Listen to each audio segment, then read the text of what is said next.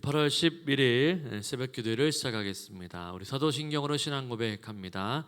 전능하사 천지를 만드신 하나님 아버지를 내가 믿사오며 그 외아들 우리 주 예수 그리스도를 믿사오니 이는 성령으로 잉태하사 동정녀 마리아에게 나시고 본디오 빌라도에게 고난을 받으사 십자가에 못 박혀 죽으시고 장사한 지 사흘 만에 죽은 자 가운데서 다시 살아나시며 하늘에 오르사 전능하신 하나님 우편에 앉아 계시다가 저희로서 산자와 죽은 자를 심판하러 오시리라. 성령을 믿사오며 거룩한 공의와 성도가 서로 교통하는 것과 죄를 사하여 주시는 것과 몸이 다시 사는 것과 영원히 사는 것을 믿사옵나이다. 아멘. 우리 찬송가 370장 주 안에 있는 나에게 라는 찬양 같이 찬양하도록 하겠습니다. 주 안에 있는 나에게 단 근심이 있으랴. 십자가 밑에 나아가 내 짐을 풀었네. 주님을 찬송하면서 할렐루야 할렐루야. 내 앞길 멀고 험해도 나 주님만 따라가리. 그 두려움이 변하여 내 기도 되었고 전날의 안숨 변하여 내 노래 되었네. 주님을 찬송하면서 할렐루야 할렐루야. 내 앞길 멀고 험해도 나 주님만 따라가리. 내 주는 자비하셔서 늘 함께 계시고 내 궁핍함을 아시고 늘 채워주시네. 주님을 찬송하면서 할렐루야 할렐루야. 내 앞길 멀고 험해도 나 주님만 따라가리. 내 주와 맺은 언약은 영불변하시니 그 날아가기까지는 늘 보호하시네. 주님을 찬송하면서 할렐루야 할렐루야. 내 앞길 멀고 험해도 나 주님만 따라가리. 아멘. 이 새벽에 함께 볼 말씀은 예레미야 27장 1절로 11절까지의 말씀입니다. 찾으신 줄 알고 함께 교독합니다. 유대왕 요시야의 아들 요야김이 다스리기 시작할 때에 여호와께서 말씀으로 예레미야에게 임하시니라. 여호와께서 이와 같이 내게 말씀하시되 너는 줄과 멍에를 만들어 내 목에 걸고 유다의 왕 시드기야를 보러 예루살렘에 온 사신들의 손에도 그것을 주어 에돔의 왕과 모압의 왕과 암몬 자손의 왕과 두로의 왕과 시돈의 왕에게 보내며 그들에게 명령하여 그들의 주에게 말하게 하기를 만군의 여호와 이스라엘 하나님께서 이와 같이 말씀하시되 너희는 너희의 주에게 이같이 전하라. 나는 내 큰 능력과 나의 쳐든 팔로 땅과 지상에 있는 사람과 짐승들을 만들고 내가 보기에 옳은 사람에게 그것을 주었노라.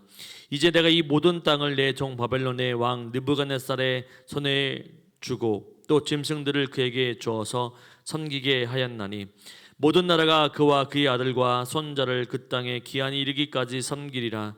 또한 많은 나라들과 큰 왕들이 그 자신을 섬기리라. 여호와의 말씀이니라. 바벨론 왕 느부갓네살을 섬기지 아니하며 그 목으로 바벨론의 왕의 멍에를 매지 아니하는 백성과 나라는 내가 그들이 멸망하기까지 칼과 기근과 전염병으로 그 민족을 벌하리라.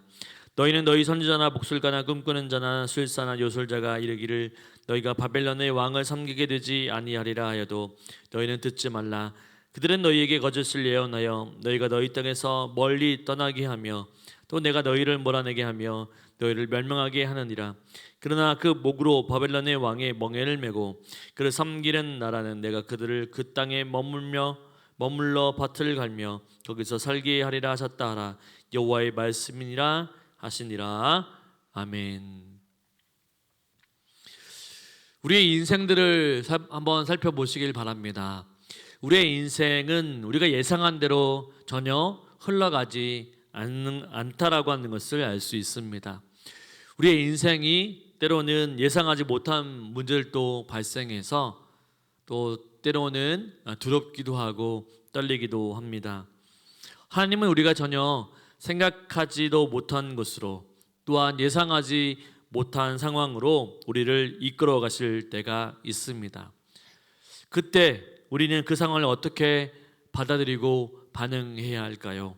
본문을 통해서 한번 살펴보기를 원합니다. 우리 1절부터 4절까지 말씀을 다시 한번 읽어보겠습니다.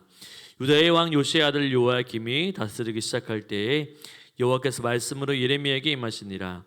여호와께서 이와 같이 내게 말씀하시되 너는 줄과 멍에를 만들어 내 목에 걸고 유다의 왕 시드기야를 보러 예루살렘에 온 사신들의 손에도 그것을 주어 에돔의 왕과 모압의 왕과 암몬 자손의 왕과 도르의 왕과 시돈의 왕에게 보내며 그들에게 명령하여 그들에게 주에게 말하게 하기를 만군의 여호와 이스라엘 하나님께서 이와 같이 말씀하시되 너희는 너희의 주에게 이같이 전하라.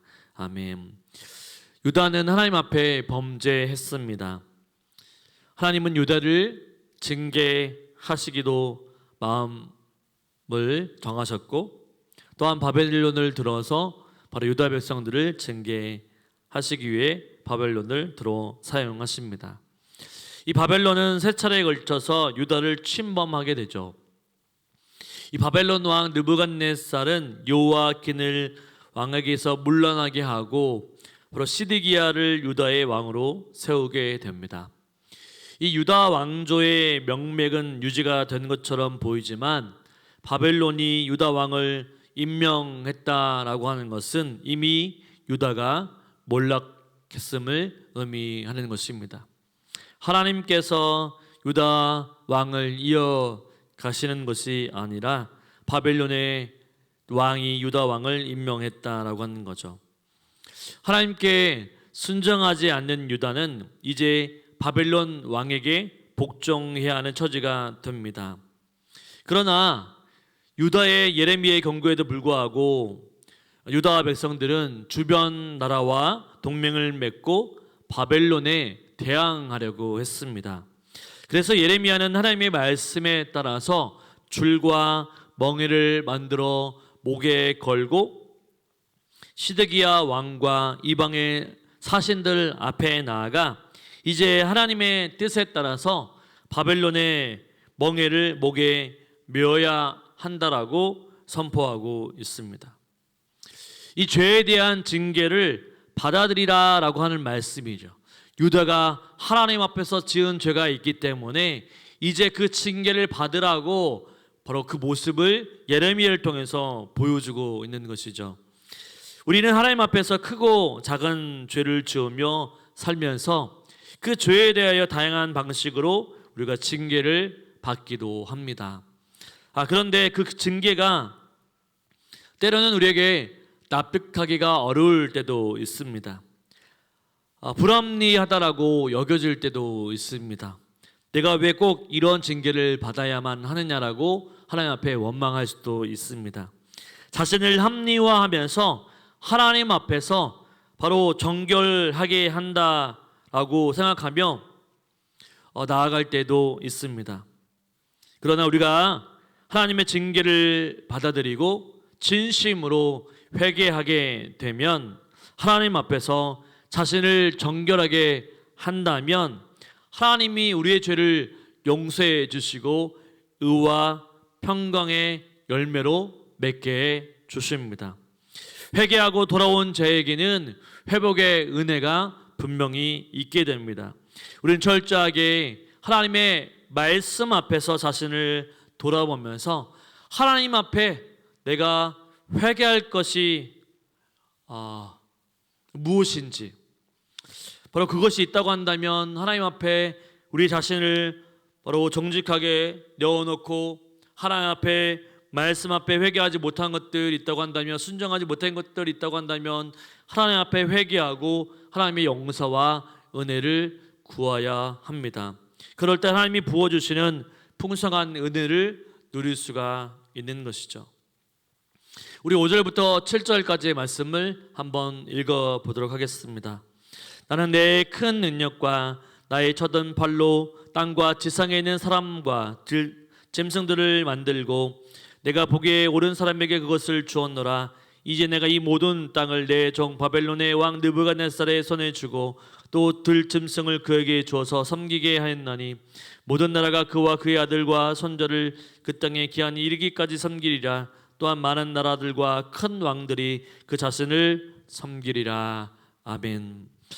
바벨론은 막강한 힘을 가진 강대국이었습니다. 하나님이 그 나라를 사용해서 유다와 그 많은 나라들을 복종하게 하기로 하십니다. 그러나 바로 그 기간은 한시적임을 알아야만 합니다. 바벨론도 바로 그 나라가 영원할 것처럼 보이지만 영원하지 않았다라고 하는 거죠. 영원한 나라는 바로 하나님 나라 밖에 없음을 믿으시길 바랍니다. 바벨론은 7절에 보는 것처럼 기한이 이르기까지라고 하는 말씀을 통해 바로 하나님이 쓰시는 기간 동안 바로 쓰임을 받을 뿐입니다. 이 바벨론 왕 느부갓네살의 손자 때까지 쓰임을 받다가 주전 539년에 메대와 바사의 연합국에 의해서 바벨론도 멸망을 당하게 됩니다. 한 나라가 강한 힘으로 세상을 쥐락펴락해도 결국에는 하나님의 섭리 안에 있음을 기억해야 합니다. 아무리 강대한 민족이라 할지라도 하나님 앞에서는 아무것도 아님을 분명히 알아야 합니다. 그렇기에 세상에 강한 것, 바로 세상에 우리를 두렵게 만든 것, 우리가 그런 것들을 두려워하지 않고 그것 또한 영원하지 않다라고 하는 사실들을 기억하면서 오직 하나님만 바라보며 나가야 합니다. 영원하신 하나님, 위대하신 하나님을 바라보며 나아가야 한다는 것이죠. 그렇기에 우리가 세상의 권력, 영원할 것처럼 보이는 세상의 권력을 의지하지 말고 두려워하지 말고 하나님의 통치와 영원하신 하나님을 바라보며 믿음 가운데 살아가시는 저와 여러분이 되시기를 주님의 이름으로 축원을 드립니다. 유다가 바벨론에게 종속되는 것은 하나님의 섭리이자 바로 명령이었습니다. 결국 하나님의 섭리대로 될 것입니다. 그런데 거짓 선지자, 복술자, 꿈꾸는 자, 술사, 요술자들은 바벨론 왕을 섬기지 말라라고 얘기합니다. 하나님은 그들의 예언을 듣지 말라라고 경고하시죠. 당장 좋은 말로 들릴 것입니다. 그러나 그 예언은 바로 오히려 모든 백성을 그 땅에서 멀리 떠나게 하는 멸망의 예언인 것이죠. 바로 거짓 선지자들은 하나님의 말씀을 미혹해서 하나님을 올바로 섬기는 데 방해하는 것을 만들게 됩니다. 베드로서 2장 1절에도 바로 거짓 선지자를 가리켜서 임박한 멸망을 스스로 취하는 자들이라고 말씀하고 있습니다. 실제로 거짓 선지자들의 말을 듣고 바벨론에 대항한 나라들은 모두 바벨론 군대에 처참하게 짓밟힘을 당하게 되었습니다. 우리는 우리의 인생의 삶 가운데에도 듣기 좋은 말만 들으라고 하는 경향들이 있습니다. 부담스럽지 않은 말만 들으려고 하고 순종하려고 하는 마음들이 있습니다. 오로지 쉬운 말씀들, 내 마음에 맞는 말씀들만 우리가 좋아할 때가 얼마나 많이 있습니까? 때로는 우리가 책망의 말씀도 내가 받아들일 수 있어야 합니다.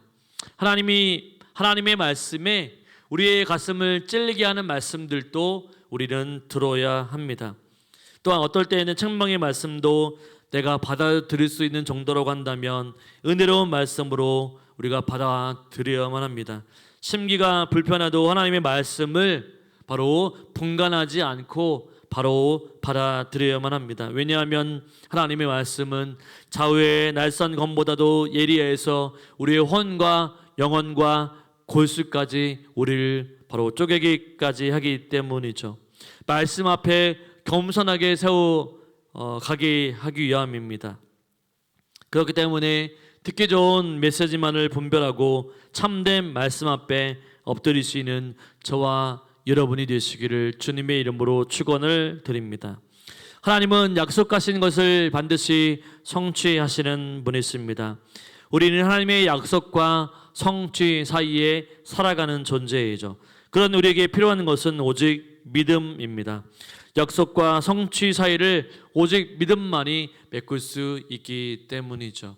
하나님이 말씀하신 대로 그 말씀이 우리를 치유케 하시고 우리를 회복시켜 주신다는 사실들을 기억하고 말씀을 붙들고 살아갈 수 있는 저와 여러분이 되시기를 주님의 이름으로 축원을 드립니다. 아멘. 우리 말씀을 생각하며 기도하기를 원합니다. 하나님의 약속을 믿고 약속대로 이루신 하나님만을 의지하기를 원합니다. 세상의 소리, 우리를 속이는 소리에 빠지지 말고 하나님의 사랑을 믿고 세상의 소리 민감하지 말고 말씀하신 대로 말씀에 순종하며 말씀에 귀를 기울이는 삶을 살아갈 수 있도록 해달라고 우리 주여 한번 크게 부르짖고 같이 기도하도록 하겠습니다. 주여